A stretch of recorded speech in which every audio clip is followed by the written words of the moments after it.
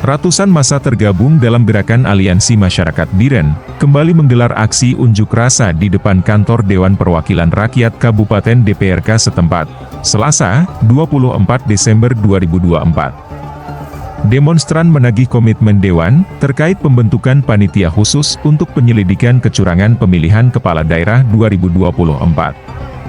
Koordinator aksi, Tuih Al-Hair mengatakan, hingga kini pihaknya belum melihat langkah konkret dari pimpinan DPRK khususnya Komisi 1 terhadap petisi yang mereka serahkan dalam aksi sebelumnya.